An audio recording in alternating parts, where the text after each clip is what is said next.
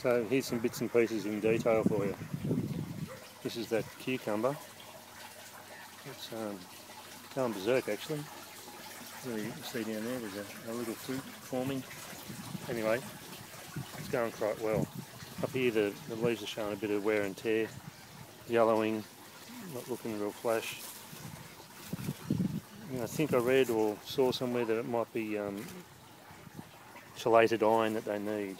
I'm a bit concerned about adding that to the system, but I might do some more research. This capsicum is getting some nice little fruit on it. I think you can see them in there. Basil, the celery's coming along quite nicely.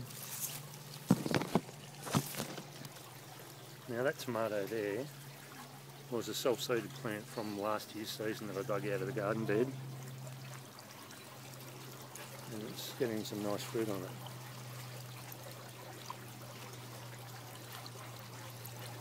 That one there's a cherry tomato that I bought as a seedling earlier in this season.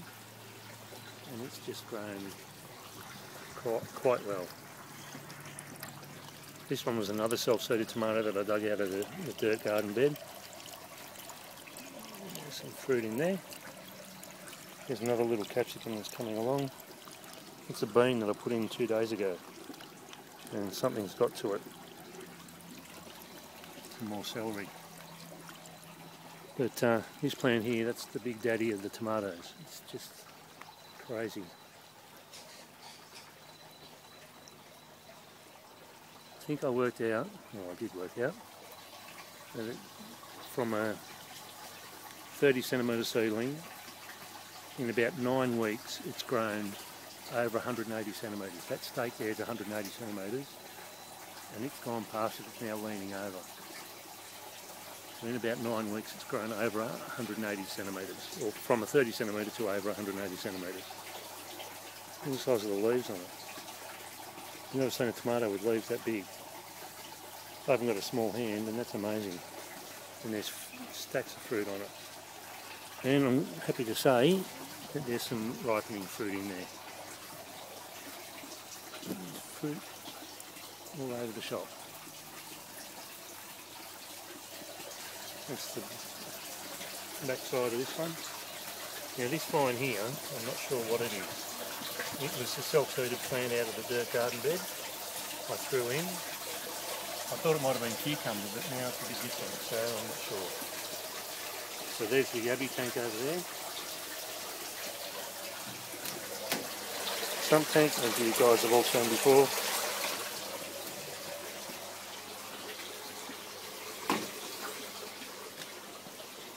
The big fish. Quite dark in there, I don't know whether you can see them. There's a couple of them down there.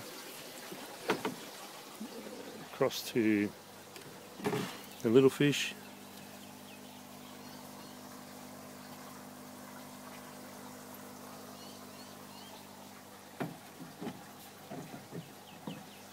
So up there's a couple of thermometers monitoring the temperature.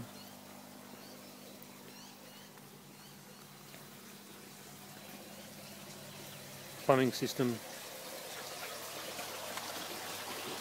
Yabbies, as I was saying before. There's a female in there with eggs.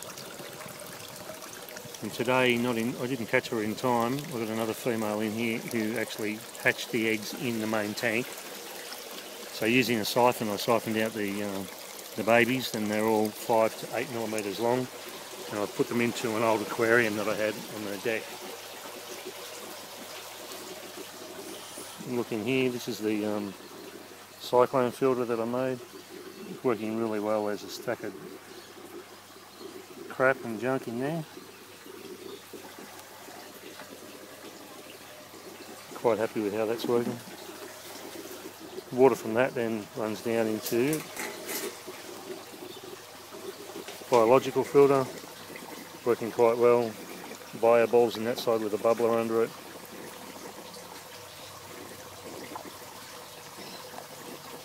Aquarium cloth in this side with some nylon fly screen in front of it, catch any of the big stuff.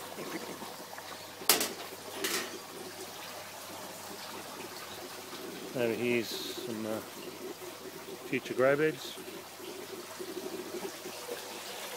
Just looking back through to the plant grow beds. Going really well. That tomato, I just can't believe I've never seen a tomato grow like it.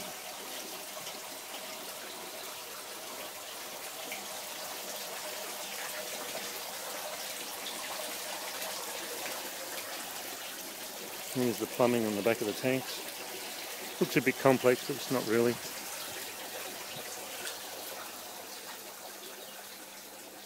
It's a power box. Clip-on lid. And in there's the power and timers and air pumps. And down here's the backup system. Oh, car battery, relay. So if the 240 volt cuts out for any reason, which it did the other day, we had a fire across the road, and the bilge pump cut in, which is down there, and kept the system running.